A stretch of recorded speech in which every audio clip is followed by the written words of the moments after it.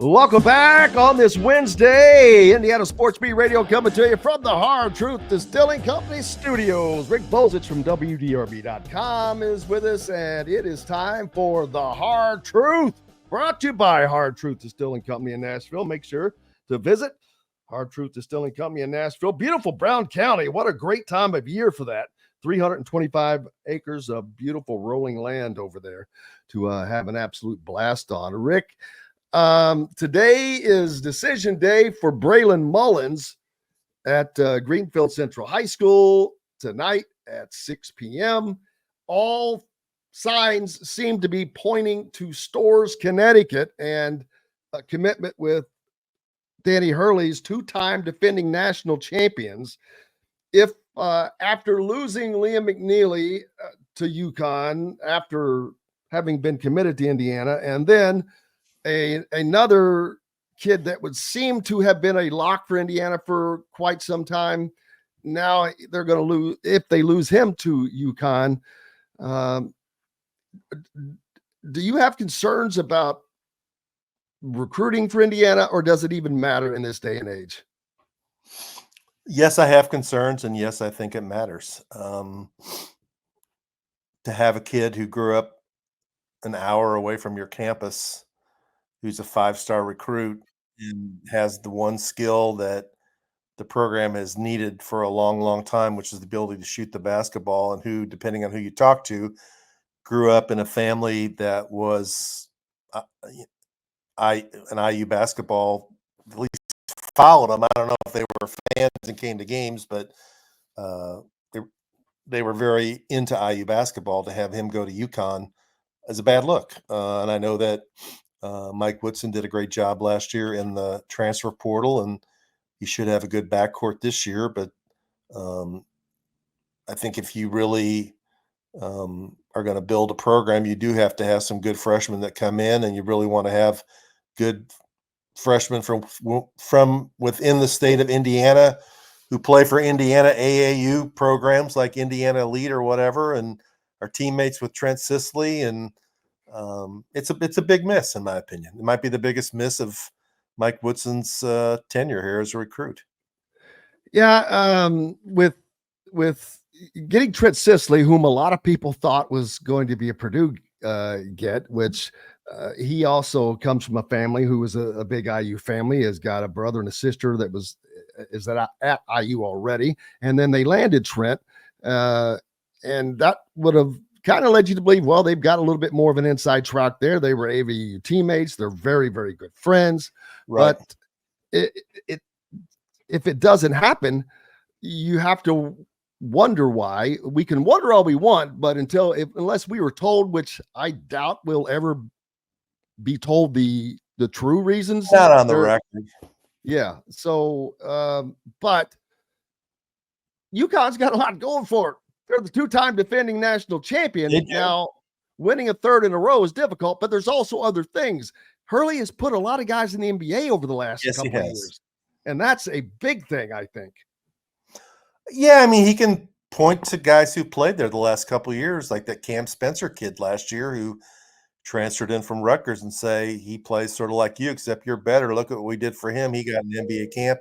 You'll do even better. I got Tristan Newton in the NBA. I've got Donovan Clingan in the NBA. I'm sure he used that one with Eric Reeb.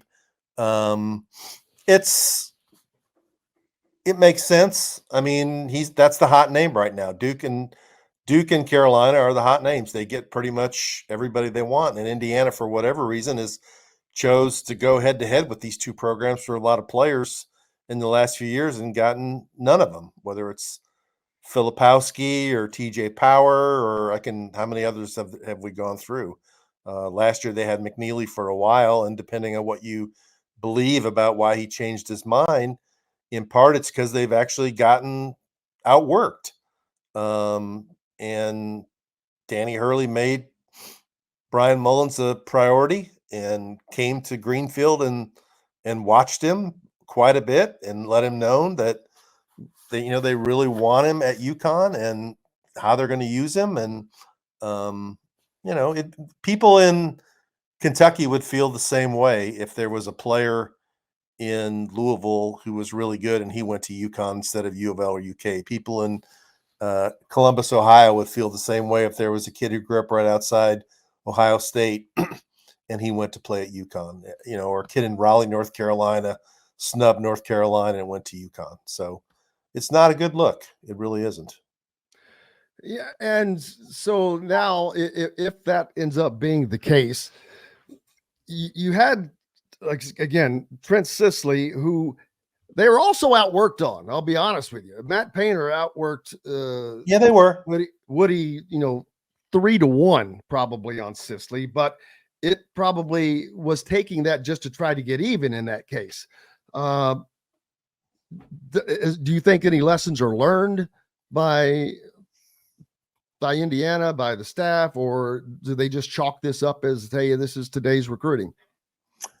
No, I don't think any lessons are learned. I think the philosophy is there's going to be 2 or 3 guys they're going to try and get out of the high school ranks, and if they don't get them, they're going to go for portal guys who are a little bit older anyway, and build the team that way. I mean, it's happened. I mean, what was it last year? Boogie Flan, McNeely, Derek Queen. There was a couple of other guys they didn't get. The year before was Kaiser, and I forget all the names, but I mean, how many recruits have they actually gotten over the last couple of years other than at the end of the year? I mean, really, last year it was nobody. The year before that, was it nobody? And they're going to end up with what potentially this year? One? Yeah, Sisley. The year before that, it was Cups and Newton. And they really got them, way ahead of time. I mean, they didn't. Well, Cups was an Archie Miller recruit originally, right? Yeah, I guess so. Walsh had the connection. They got Newton. I mean, they ended up getting maybe it was Brian Walsh under Archie. Bates and Renew and some of these other guys at the end of the line after guys decommit or whatever. But in terms of actually getting in early and grinding it out for top recruits, they're not getting them. And, there's got to be a reason for it. And I think part of the reason is kids pick up on they want the head coach to grind out there. And Hurley's grinding, and John Shire's grinding. And from what I hear, Mike Woodson isn't grinding. And by grinding, you mean getting out and seeing kids, visiting kids, going to games. Yeah, going to more games, going to high school games. Yeah, that's what you hear from people. Yeah, well, and we've seen that. There was a lot of complaints last year when at the beginning of the sectional when the coaches were nowhere to be seen. And we didn't even mention Harrelson. There's another one. Yeah, and obviously they have their philosophy, or Woody has his philosophy, and it's not for me to say what he should do and shouldn't do, but I'm just reporting what is being done. And I don't know that it's. Why do you think that he is? Because he's in a rare group. No one else actually that I can think of approaches it this way. Even when not Dean Smith, but Roy Williams was in, the Laney stages of his career, he was at New Albany recruiting Romeo. He was down at New Albany High School. He was getting out and about and doing those things. So is there too much of an NBA mentality? Could be. I don't know. I don't know him well enough to really know. I go back and read Season on the Brink about how many times Bob Knight drove down to Heltonville, Indiana to watch Damon Bailey play as an 8th grader. I mean, he and Bob Hamill used to go out and watch high school games all the time. He was all about it. And that's why he got Steve Alford, and that's why he got Mike Woodson and Randy Whitman and Courtney Whitty and Steve Bushy, and I can go on with all the Indiana kids. He didn't get them all, but Luke Recker, I can go on and on. I mean, he sure got a lot of them because he got out and worked for them. It's a different era now, different things. NIL's now a factor, but it's not a good look, in my opinion, to get beat by Micah Shrewsbury for Harrelson. Not a good look. It's a second-year coach at Notre Dame who grew up. He's a family. He's got siblings that went to IU, right? And he went to Notre Dame and talked about his great relationship with the head coach and how they talk about things other than basketball. And so, you can as I said at the beginning, he got a bunch of good players out of the pool in terms of Miles Rice and Carlisle and Ballo and stuff, and they should have a fine team this year. But I think if you polled people that follow Indiana basketball, they expect or want players like Mullins and Harrelson and Sisley to come to IU, and that means something to them. And might be old fashioned, but that's the way I think the fan base views it. Do you agree? Oh, definitely. Because if you have them in your backyard and they're quality players, why not? Would you not want them? Because that's part of the culture right there. They know the culture, at least the school and the tradition and all that. It's ingrained in them. If you're bringing in one guy a year, I don't know how you can have culture really. And you criticize Archie Miller as much as you want to. Archie Miller and Tom Thank Ostrom you. got out and were grinding. They got Trace Jackson Davis, right? They got Romeo Langford. They got Trey Galloway. I forgot Xavier Booker. There's another one that went to Michigan State. I mean, I'm not sure that Trace Jackson Davis comes to Indiana under these circumstances.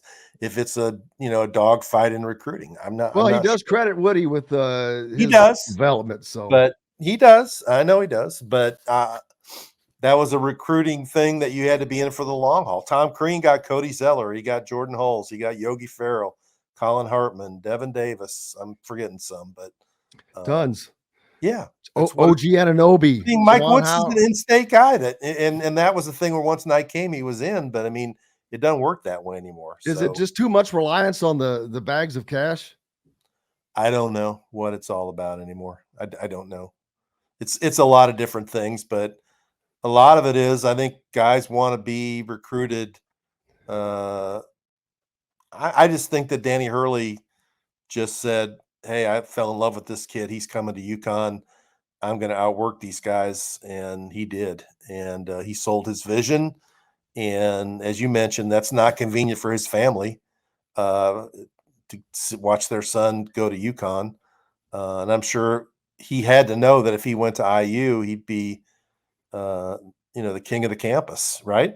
I mean, Absolutely.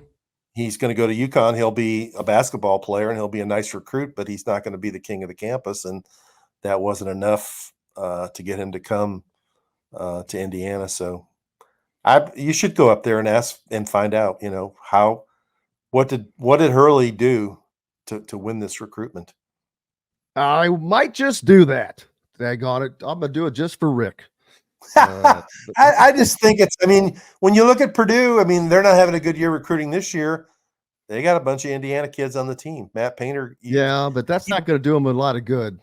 He has too many. He brought in too many rookies. He put his time in on Trent Sisley, even knowing it probably wasn't going to work. He still put his time in, right? Boy, did he. Boy, did he. And I mean, how? Yeah. I mean, I don't know. That's just part of the game. Rick Bozich, WDRB.com. Make sure you're giving him a follow and keeping up with all that he has to offer because it is massive amounts. Rick, are you coming up this week? I'll be there. Save my seat. Look forward to seeing you again, my friend. It'll be a fun one.